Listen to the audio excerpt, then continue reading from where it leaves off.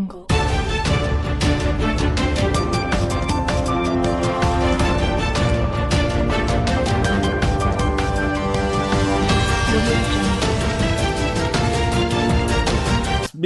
Sibingelele Mahlabezulu. Igama nguThulwana kaNkala. Siyalamukela kuMathuleni Broadcasting Corporation. Namhlanje siza Mahlabathini nenzalo ekudiaspora bengaphansi kweMatobo district kuWard 15 and the 20 and 24. Siyazi bakwethu ukuthi njengabantu kuhle ukuthi sikhule sisiya phambili. Sithuthuka njengabantu njalo sithuthukisa izigaba zethu. Izinto ezinhle kumele siziqhakambise, siziphakamisele phezulu. Lesi-ke isigaba esihle kakhulu esikwaze ukubambana. Sakwazi ukwenza izinto ezisimangaliso. Yikho ke namhlanje sithe asike sixoxe nabo ukwenzela ukuthi maybe umthwakazi wonke jikelele ungathola ukugqugquzeleka nawo ukwazi ukuthi wenze njengoba besenza nje. Ngizocela ukuthi ubaba uNdlovu azethule ukuthi yena ungubani. Ngiyabonga babunkala, ngiyabonga mphathi wami okhulumayo engubaba uSemu Nkosana Ndlovu, isizwe yasemahlabathini nezwe lonke jikelele. Mina ngaziwa ke ngoJanda ikakhulu kulo lonke ibalazwe, ikakhulu elangakithi, ikakhulu kwezokulima. Ngawungabe uthe Janda nje uyakuvelisa uqedile. Emahlabathini esigodini sangakithi, esigodini esikhulu kunazo zonke, ngaphansi kobuholi bakithi obukaMdlisa wami uSheleni, le nduna yakithi uMasuku, uNkulumane Masuku. Ngijwayele ukuthi ngase ngizibize sangakithi, ngithi isizwe sangakithi isizwe esikhulu kunazo zonke. Mina nginguJanda umfoka Ndlovu. Hawu, iyabonga baba Ndlovu. Baba Masuku, cela baba uzethule nawe. Ngiyabingelela namhlanje bakwethu. Mina nginguMasuku ngokuphelele Timothy Mjiba Masuku. Ngiyinzalo yakhona phana emahlabathini. Ngikhulele khona phana, ngafunda khona phana. Inhlupheko yonke ekhona endaweni yakithi ngiyazi ngamehlo, ngizibonela, antshelwa ngumuntu. Ngiyabonga. Hawu, kuhle kakhulu baba. Baba Dube. Ngicela ukuthi uqale uzilungise kahle baba Dube. Ilokhu ime kanje. Uyi-rotate again. Ilokhu ingalo. Yeah, excellent. Baba Dube, sicela baba ukuthi uzethule nawe usho ukuthi ungubani. Siyazi ukuthi hayi wena awuqala ukufika la. Kodwa hayi ngithanda ukubingelela umphakathi wonke nje wakithi emahlabathini ngaphansi kweMatobo district okhulumayo ngoDarlington Dube, abaningi bangazi ngomfoka Demane, uDubela imthendo, unyamazana undesheni ngamagemegeme, undukwazi imchaya, undukuzi yameqo bamjikijela bethi inyama yakhe iyadliwa kanti ayithini. Kanti ngizalwa phansi etorho, inkomo zathi kayithi yaphuza phansi etorho, zathi ihotsha zaphuza phansi etorhwana. Mbonge lapho, danko. Siyabonga kakhulu. Hayi kuhle. Njengoba nje ngishilo lapha kwi-introduction ukuthi namhlanje sizokhuluma ngentuthuko kakhulu. Siyazi ukuthi liyisigaba semahlabathini. Kuningi eselikwenzile. Ngiyacabanga ukuthi ngake ngabheka ngabona kunesikole esasi thathwe ngumoya, amazenge konke kwaphephuka. Kodwa ke namhlanje benithanda ukuthi sikhulume kakhulu ngodaba lwedibha. Ngizoqala ngawe baba Ndlovu ukuthi usinikeze nje ukuthi kati yini udaba lwedibha lolu lwavelaphi kwakutheni. Ngiyabonga mphathi wami, ngiyabonga babunkala ngodaba nxa ungabe uthinta ngodaba olukhulu kangaka udaba lwedibha. Babunkala, isizwe sangakithi kuyisizwe esikhulu kakhulu esinezigodi eziningi. Engingasho ngempela ukuthi ezinye izigodi zethu kade zibuqamama kakhulu. Le dibha leli elilapha duzane lomfo kaDemane uDarlington umtshana wami laphana.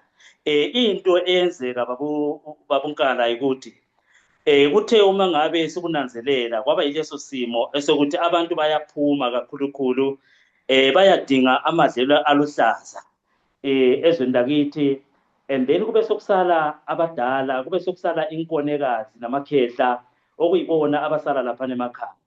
And then njengoba idibha libuqamama esigabeni zethu ezinye ikakhulu kuyahanjwa ngempela mthongo 10 kilometers ukuya 10 kilometers ukujika. Yikho lapho esananzelela khona kakhulu ukuthi kufuneka kube khona umzamo, kube khona umnyakazo esingawenza siyisizwe sangakithi isizwe sasemahlabathini, lapho esangeja khona amakhehla angakithi abadala bethu nabo bekunanzelela ngempela ukuthi sebeshayeka kakhulu endaweni yokuhamba ngoba sokusele bona bebodwa, abanye bagugile, abanye bayizalukazi, ukuthi bayifinyelela kulelani idibha sekukude kakhulu. Indaba yaqala lapho ngempela ukuthi singenza kanjani. Kwaba khona imizamo, imnyakazo ababanayo. Imnyakazo ababanayo babecabanga ukuthi uma bengashaya khona lokho ongamatubhobho bakuhlanganisa bebodwa, babona ngempela ukuthi abazukuya ndawo. Yikho lapha bazabe engeja khona ngempela ukuthi no, asengejeni lezizwe zangakithi ezikude kancane, siyengeje isizwe sangakithi sonke, umhlaba wonke jikelele. Mhlawumbe kungaba khona lapho kungaba khona. Yikho lapha lathi saqala khona ngempela ukuthi ekusengejeni amakhehla ethu ebona ukuthi kunzima ukuthi bangazibambela. Indaba yaqala lapho baba wami babunkala, lapho ngempela kwaqalwa khona ukugijinywa ukuthi sikwazi ukumobilize ama-masses, sikwazi ukumobilize isizwe sangakithi. Ngaleso sikhathi isizwe sasihlangahlangene ngempela sihlakazekile, kodwa sakwazi ukuthi simobilize omunye okomunye. Sihlala ama-meeting ngempela lapho engicabanga khona ukuthi emva kokuba sesitholile isicelo kubo amakhehla, sakwazi ukuqala ukuthi sibe lama-meeting, sihlala phansi eJohannesburg, saqala ukuyengeda nalabo abafowethu abakwamanye amazwe abakhathana abafana nabo-DD lapha. Sesiqala ngempela ukuthi siyiregroupe, sithi madoda sinohlupho, asibe nembumba ukwenzela ukuthi yonke into sikwazi ukuthi sisibambe kahle, sisibambe kalula njalo. Hayi, kuhle kakhulu kwezwakala ukuthi lwaqalaphi lolu hambo oluhle kangaka baba Masuku. Uma nje ungasikhumbuza ukuthi kati lolu hambo lwaqala nini? Siyabonga babunkala. Lolu hambo njengoba ubaba uJandile ukuchaza, luhambo olusuka kude kakhulu, njengoba namhlanje sesizibona sesila. Siqale ngomnyaka ka 2018 kuze kuzofika manje.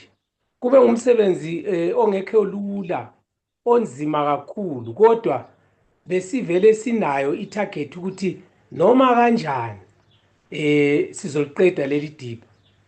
So manje sizibona sesihambe uhambo olude, sinabafowethu sincedisana, ikakhulu idiaspora ngiyayibonga ngoba idiaspora ihlanganisile okuncane khona okhabalakho. Sikuthumela ekhaya, sithenga imaterial ekhaya. Namhlanje sesibona idibha selisiba impumelelo sokuseduze ukuthi liphele. Sesingakutsho ukuthi mhlawumbe selikubo 97-98% complete. Ya, baba Dube, uma nje ungasinikeza isithombe sokuthi abantu okuyibo abakulolokuzeni okuyibo nje abahlanganyele ukuthi baqhube lo msebenzi omkhulu kangaka, ngobani njalo bakuphi? ngibonge laphana kubaba uNkala ukuphendula umbuzo wakhe ukuthi abantu ngobani. Abantu yinzalo yasemahlabathini egoqela ama village ambalwa okuyimkhokha, inyumbane, igwangwazila, ilahlamkhonto, itohwe. Sorry baba. Bengithi ama villages okuyiwona wona aparticipatayo imkhokha village, kube inyumbane village, kube igwangwazila, kube ilahlamkhonto, kube intunjambili, bese kuba itohwe. Mina ngokuzalwa ngisetohwe. Ngemva kokuba sokubunjwe icommittee laleli dibha kwase ku-engagwa umphakathi oyinzalo yakulezi ndawo mayibizwa yonke ibizwa ngokuthi imahlabathini. Inamba yabantu abaningi kuyikuthi ngabantu abase South Africa, abase Botswana, la base Europe. Mangithinta Europe siyabe sithinta nje abo UK, abo Canada, abo Ireland, Germany, wherever lapho izizalwane zasemahlabathini ebezikhona. We engaged them. People were donating willingly. Yeah, usesekhona lapho baba Dube. Siyazi ukuthi abantu imsebenzi yomphakathi abayiphakameli okwenza ukuthi isigaba semahlabathini sikwazi ukuthi sikuphakamele kangaka yini. Abantu bemahlabathini ngabantu abayifisayo impucuko, labafisayo ukubona isigaba sabo sithuthuka kakhulu. Masibuka ikakhulukazi isigaba sakithi is one of the nearest villages ma ubuka uBulawayo, ngoba ukusuka koBulawayo ma uhamba ngomgwaqo othikezi yiyo singathi yiyo ivillage yokuqala singakabala ama villages lawo ama resettlement awamanje. Kodwa ngokwe development singezinye seyigaba esisalele emuva kakhulu, ongakuthi even lamanje abantu basakhala ngokuthi inetwork kayibambi, abantu bakhwele entabeni besiyofona, except for the few individuals asebekwaze ukufaka abo Starlink, but vele khona isigaba esisalele emuva kakhulu. Ngakho ke izizalwane zakuliya ndawo, they took it upon themselves ukuthi whatever is happening kuliya ndawo bazibambele bona. Okay, baba Ndlovu, mphathi wami, engingathi zingqinamba ama challenges elidibane nawo yimapi? Ngiyabonga baba uNkala, ngibonga nabafowethu isitoko esigijima khona lapho. Ngempela siludingida udaba lendawo yangakithi, inqinamba esinazo. Ama challenges esihlangane nazo ngempela inqinamba baba uNkala i-response. Abantu ekuqaleni babe ngayizwisisi lento, bethi ngabe kukhulunywa ngendaba ye-development ukuthi kufuneka abantu baphakame bazenzele. Babe lokho bekhombe ku-government besho bethi hayi kufuneka kubikwe ngaphi, kufuneka kubikwe ekhezi, kufuneka kubike ngale endaweni ka-government. Kodwa sakunanzelela ukuthi no, ngeke kuze kusebenzele lokho, kufuneka siphakame sizibambele thina. Kufuneka sizibambele thina. So ngakuqala khona lokho ngempela ukuthi sikwazi ukumobilize, sikwazi ukukhuluma nensizwa zangakithi nentokazi, omama nabo baba, sikhulume nabo ngempela, sibiza imihlangano ukuthi baze bayi-understand lento yokuthi kufuneka sizibambele thina. Ukushaya imali siyazi baba uNkala isikhathi esiningi kuba yinto enzima kakhulu, nemakhaya futhi kulanjwa into efana naleyo. kodwa besikwazi ukuthi simobilize kunjalo sibagqugquzele ukuthi asihlephuleni lokho okuncane and then sihambe ngempela size sifike lapho esinjani esingafika khona. Okunye futhi engakubona mhlawumbe kuyi-challenge kubantu ukuthi imali engazikhutshwa. Abantu bayadinga kakhulukhulu ukuthi abantu abaphatha izimali kube ngabantu aba-transparent. Manje into abayiqaphela kakhulukhulu ukuthi iy'nsizwa lezi ebezisiphathela imali iy'nsizwa ezine-transparency kakhulu from e-Europe, kubo Dube ngale kuthi ngapha eMzansi eSouth Africa lapho besibamba khona imali labo babumasuku lapho babumasuku enguChewethu. Nensizwe eseBotswana, imali yaseBotswana kusho ukuthi yonke imali engayisho babunkala ukuthi ibisiza esitsheni esisodwa which is South Africa. Noma etekade se-Europe ibisiza esitsheni ese-South Africa isuka e-Ukraine ibisiza eSouth Africa.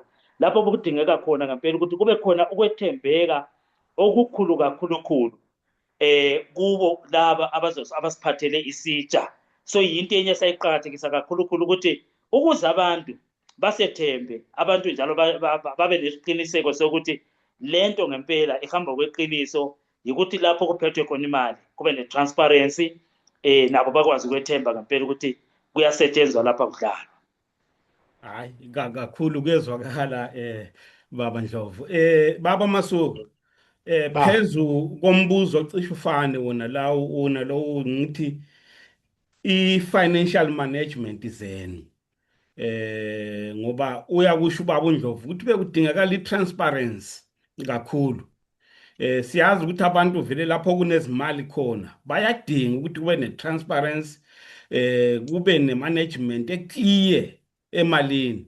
Ibimi kanjani yena? Yes, siyabonga baba uNkala. Ya, sikunanzelelile nathi masiqala lo msebenzi ukuthi impilo inzima eSouth Africa. So akekho umuntu ongavuma ukukhipha imali yakhe eyihenda ezandleni zomunye umuntu. Naye lo muntu okuhendwa kuyimali lawo lohlupho lwakhe. Sahlala phansi njenge-executive savumelana ukuthi masiyovula i-bank account eyebizwa kuthiwa iMahlabathini bank account. Ibhenki yasivulela i-FNB, so liya account besinikeza umphakathi, sibanikeze behambe beyodephosa imali directly. So imali bingayi emuntwini bisiya directly ku-bank account. So lokho kwenze ukuthi umphakathi usithembe, ubone ukuthi ngempela sizimisela ukuya phambili. So leyo bank account inama signatories ayi-3 okuyibo abahamba beyikhipha imali maso kumele imali isebenze. So umphakathi wakithi ngileqiniso ukuthi ubonile ukuthi singabantu abathembekileyo njalo sizimisele ngomsebenzi esiwenzayo. Kuhle kakhulu. Baba Dube, ngokwazi kwakho ngiyazi ukuthi usekude ne-ground. Kodwa mawusizwa bathi umsebenzi usungakanani, usukuphi? Umsebenzi okwamanje ususemaphethelweni ngoba ngokomthetho idibha kufanele livulwe ngama officials kahulumende ekupheleni kwayo nalinyanga, okuyikusho ukuthi beku anticipate ukuthi uvulwe nge-31 zikaJulayi. Yize ngikhatshana kodwa ngike ngaba nethuba lokuthi ngiyofika ekhaya, ngafika ngayibonela ngawami umsebenzi owenziwe kuleya ndawo.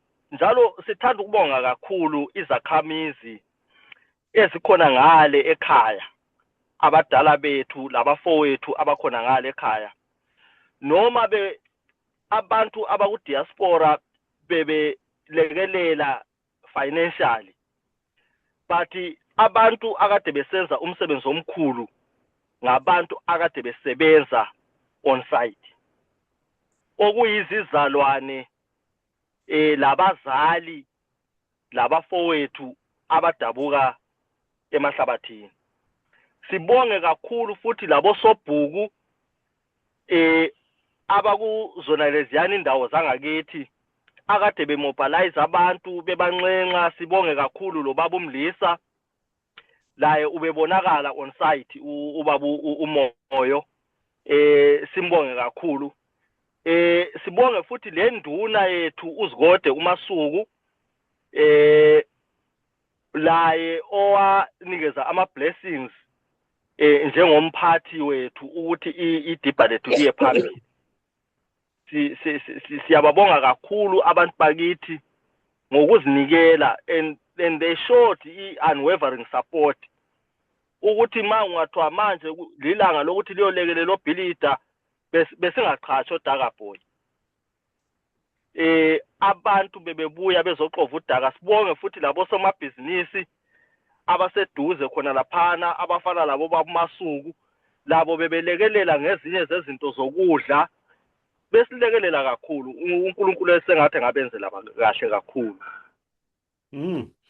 Hayi umphakathi uzwakala ubambene kakhulu, sebenza ndawonye. Into enhle kakhulu ukusebenza abantu beyimbumba. Baba Masuku, malibheka iDiba ngokwalo lizosiza ngani umphakathi? Baba uNkala, iDiba lizonceda kakhulu abazali bethu. Abazali sebekhulile. So indawo ekade ile Diba isekudeni bebehamba imango omude.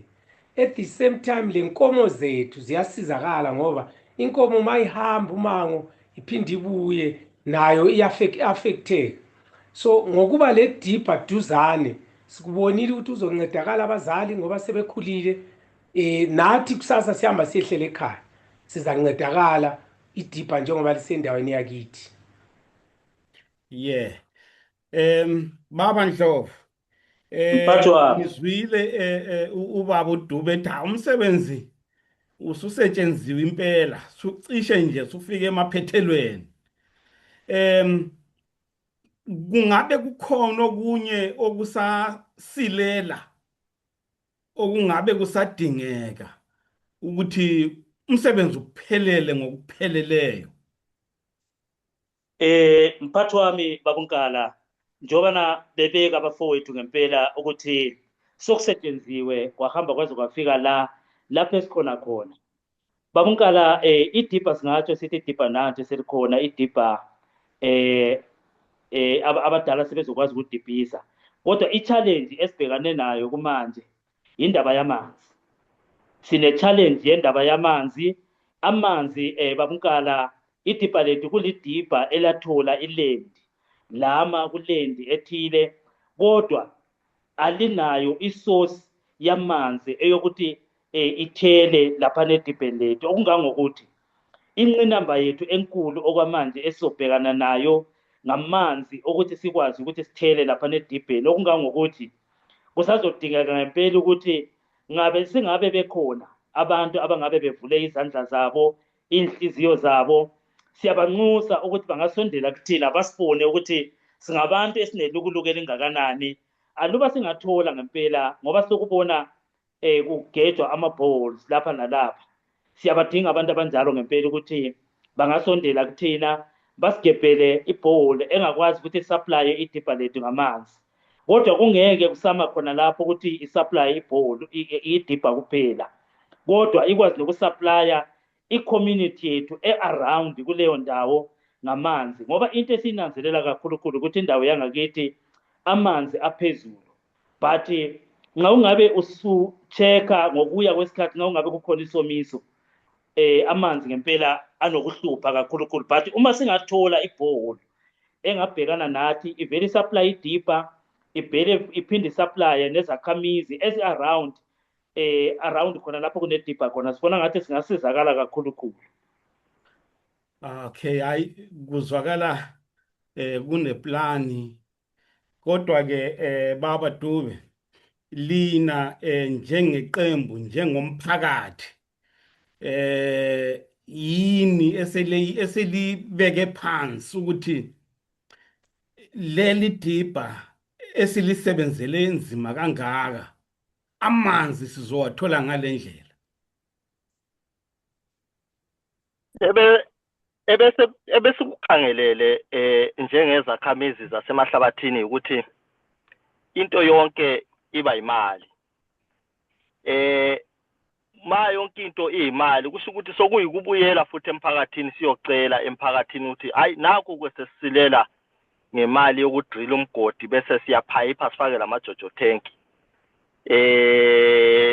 ukwenzela ukuthi idibha lethu libe lamanzi lezakhamizi zithola amanzi. Sile pilot project eyinye esinayo njengomphakathi wase sibiza indawo yakhona sithi iMagobeni. iMagobeni sizodrilla imgodi emibili for imphakathi yeMagobeni. Layo ngeyinye iproject ekhona. So sithe sesilayiza necommittee yedibha sase sithi no, the day okuyo surveyor khona kuzovela kusurvey lama surroundings edibha. Ukwenzela ukuthi sibe kwazi ukuthi idepth yamanzi kuma surrounding yedibha ingakanani bese ke sikuthatha kusuka lapho we are looking at issue mid of August ukuthi kuhambe kuyo surveyor kuleya ndawo then bese kusurveyor la kuma surroundings edibha. Therefore our strategy being idibha akusonto ethelwa amanzi every day. Ma amanzi engatholakala abe maningi sokungaba lamajojo tank on different points afakwe central next to izakhamizi uthola ukuthi idibha amanzi athelwa once in 2 weeks. So in the meantime amanzi lawo angalekelela izakhamizi ukuthi bakwazi ukunathisa inkomo bakwazi ukunatha labo. Ma kungafakwa like amajojo tank mhlawumbe abe ngu3 it will cover a lot of residents surrounding liyana indawo. So idibha kuyabe sokubenefite izifuyo kubuye kubenefite lezakhamizi. To add on importance yedibha leliyana le geographic location yalo ungananzelela idibha leliyana lizokhetha for inkomo ezisemngceleni wenkomo ezisemaplazini. So mostly inkomo lezi ezingcelelane lezi semaplazini ziyahlangana lenkomo zakubo what 24 ngama villages athe ukuqhela nathi. So ma inkomo lezana bezidibha le edibheni elidala lapha engikhona mina eTogo bezihamba umango omude ziluze weight as well as zikhoza isoil erosion. So ngapha ezethu inkomo ziyadla sihlangane lezika what 16. So kungaba le outbreak ku what 16 inkomo leziyana ezisuka ngapho sokule dibha leli ziyabuya zizothatha umkhuhlane ngapha enkomeni zethu ezihlangana lezika what 16. So usokubhebhethekisa umkhuhlane in a fast way. So idibha leliyana lizosilekelela ukuthi inkomo zethu zidibhe eduze zibuye sigweme lokuspreada kwemkhuhlane ebuya kwamanye ama surrounding villages. Okay. Hayi kuhle kakhulu. Baba Ndlovu. Sesizoluphetha lolu hlelo. Kodwa ke ngizwe ubaba uDube ekhuluma ngeopening ceremony. Iyaqhubeka noma ayiqhubeki?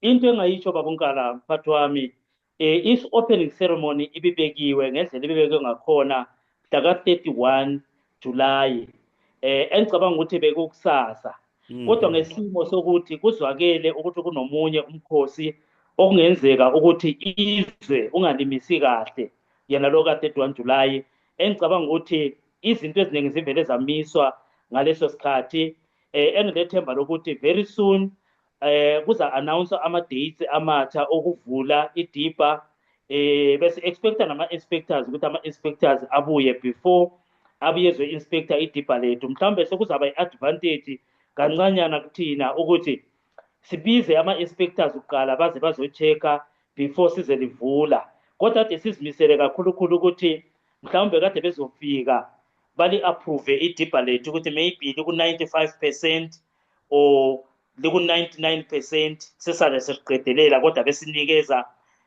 ilungelo lokuthi sesingadibhisa kodwa ngesimo sona lesi sesivelile sesicabanga ukuthi maybe sesiyothola futhi amanenjana ey'nsuku ezimbalwa yokuthi sikwazi ukuthi siyiphethe lapho okufanele siphethe khona. Hayi kuhle kakhulu siyabonga ukuthi lizile lazokhuluma nomphakathi lana kuma-Twin Broadcasting Corporation. Bengicela ukuthi ngamunye lisinikeze amazwi okugqiba, amazwi okuvala. Ngizoqala ngobaba uMasuku. Siyabonga. Mina ngibonga kakhulu emphakathini wakithi. Ngibonga la kubuholi bethu, ngibonge kubaba uChief uMasuku, ngibonge kumlisa uSidney Moyo. Ngoba umlisa ubesiba khona yena physically la ukusetshenzwa khona esebenza lezakhamizi. Makuphuza itiye naye ethatha ikhapha aphuza itiye lezakhamizi. Kube into enhle kakhulu. Bese ndlulisa amazwi okubonga kuzakhamuzi zonke ezikudiaspora ngomsebenzi omuhle esiwenzileyo ukuthi bekwazi ukuthi becontribute towards iDipa. iDipa ngumsebenzi omkhulu kakhulu. Nathi besingakwazi ukuthi singafika emaphethelweni alomsebenzi kodwa ngenxa yokubambana nokusebenza ndawonye namhlanje sesikhuluma ukuthi iDipa lethu seliku almost complete. So umsebenzi wethu esiwenzileyo muhle kakhulu. Ngiyabonga kumphakathi, ngibonge naku Ward 15 la ku Ward 24 ukubambisana sengathi singaqhubekela phambili siqedise umsebenzi. Sicela kakhulu njengoba lo DDA kwabeka lapha sisesene challenge yamanzi. I think ngibaba uJanda ukuthi mangabe kukhona imvu yenkosi engaselekelela kutholakala isource of water. Yiyo esese challenge, but besides that umsebenzi usuhambile. Siyabonga. Siyabonga kakhulu. Baba Dube, amazwi akho okugcina baba. Ngithanda ukubonga kakhulu kumphakathi wangakithi ngokuzinikela emsebenzini womphakathi. Ngibonge kakhulu izizalwane zasemahlabathini ezikudiaspora. Ngibuye futhi ngibonge labantu abazinikele ngesikhathi sabo besiyasebenza on site. Sengathi uNkulunkulu lomusa, uNkulunkulu omuhle angabenzela kahle ngazo zonke izikhathi. Singagcini ngokukwenza endaweni yona liyana emkhokha kodwa makungahlatha umkhosi nakwezinye indawo ezisemahlabathini silekelelane sonke siyisizwe sasemahlabathini sibambene sizokwazi ukuphumelela, sizokwazi ukuphokophela phambili. Siyabonga. Siyabonga kakhulu. Baba Ndlovu, amazwi akho okugqiba baba. Baba uNkala, ake ngisimemeze isigodi sangakithi ngendlela ejwayele ukusimemeza ngakhona. Ngisho ngithi sizwe sangakithi sizwe esikhulu kunazo zonke, sizwe sasemahlabathini, lina bakaMchinda, lina bakaSheleni, lina abakaMoyo, lina bakaMasuku, uMasuku uSigodekalanga. Ngisitsho ngithi sizwe esikhulu kunazo zonke, kuzo zonke izinkalo zangakithi lapho esimemeza khona. Nxa singabe sesimemeza sitsho sithi kubo dadewethu nabafowethu sondelani ngapha, umkhosi omkhulu sohlatshiwe, basabele abantu bangakithi. Siyabonga ngendlela eyisimangaliso isizwe sangakithi sonke, ebuholini bangakithi bonke kuzo zonke izinkalo. Ngibonge kakhulukhulu ezisizweni zangakithi nentokazi ekuzikudiaspora ekakhulukhulu ngokuthi nometa sesimemeza size sicishe sitshwe amazwi kodwa bakwazi ukuthi basabele lapha bakhona. Ngihleli ngisitsho ngithi bafowethu lapha elikhona ngabe kumenyezwa kufuneka insizwe isabele, kufuneka udadewethu asabele ukwenzela ukuthi kube khona esizokwakha sindawonye. Siyabonga. Ngishaya isalute esizweni sangakithi ebuholini bangakithi. Sineparlamente baba uNkala, insizwa eseparlamente okuyizona esiphekayo lapho kuphekwa khona ngempela injula buchopho, lapho kuphekwa khona amacebo wonke kubuye kuzokwethula esizweni sangakithi sonke esiyabe silindile. Kuhlala imihlangano online bakwazi ukulalela, sibabiza nababadala sihlale nabo imihlangano online bakwazi ukusabela. Ngisitsho ngithi sizwe sangakithi sizwe esikhulu kunazo zonke. Kunamhlanje sesizovula iDipa lethu ukuthi sikwazi ukulekelelana. Siyacela ngempela ukuthi sihlale sibambene sinjalo, singabe sisahlukana, ngoba ukwehlukana kwethu ikulimala kwethu. Isizwe sangakithi ngasibambene sinyandanye siyonqoba. Siyabonga sizwe sikaSheleni, siyabonga sizwe sikaMasuku. Ngisitsho ngithi kuba dadewethu nabafowethu lapho elikhona libambishisa, lingabe lisayehla, libambe kanjalo bantwana bakababa. Siyazi ukuthi sesidlule kokuningi, sidlulile silungisa esikoleni zethu, asilindanga kulokho kuphela, silinde nokunye okuzovela phambili ukuthi ngasihlangana nakho esidongo siyimbumba, okusalayo ukuthi siyokubamba sindawonye. Siyabonga kakhulu baba Ndlovu, siyabonga kakhulu baba Masuku, siyabonga kakhulu baba Dube. Muhle umsebenzi eniwenzayo njengesigaba. Siyathemba ukuthi abantu bebelalele, ikakhulu uma lihlaba ukhwelo lithi amanzi, ukuze umsebenzi ufezeke ngendlela eseqopheleni eliphezulu kakhulu, sekudingakala amanzi. Siyathemba ukuthi abantu balalele. Asithi abantu balizwile, kumele bathintane nobani? Baba Nkala, mphathi wami, into esingayitsho mphathi wami ikakhulukhulu ukuthi thina siyatholakala Baba Nkala, ikakhulukhulu siqala ngempela kuye ubaba umdisa wethu ubaba uSheleni. Ngabe bethintana lesigodi sangakithi ngempela, bethinta yena uSheleni uqobo, bazokwazi ukuthi bamthole. Loba bangathinta ngempela induna yangakithi laphana ubaba uNkulumane uMasuku Mlondo, siyakwazi ukuthi sisizakale. Kathi-ke nathi siyatholakala ikakhulukhulu, ziyatholakala izinsizwa zakoDemane, uyatholakala uJanda, uyatholakala ubaba Masuku, siyatholakala khona lapha esigodini sasemahlabathini. Singatsho sithi kahle kahle nasingabantu esitholakala kuzo zonke indawo eBotswana, loba yikuphi. Into engayazi Baba Nkala ukuthi singakwazi yini nokuthi sidlulise ama-phone number yethu.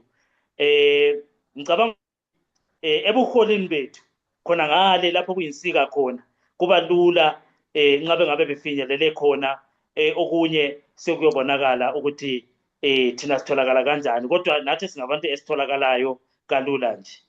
Ya, ngizocela ukuthi linithumezele ama-contact numbers esizowafaka khona lana, ukwenzela ukuthi abantu bekwazi ukulithinta kalula. All right. Ya, hayi sibongile kakhulu bakwethu.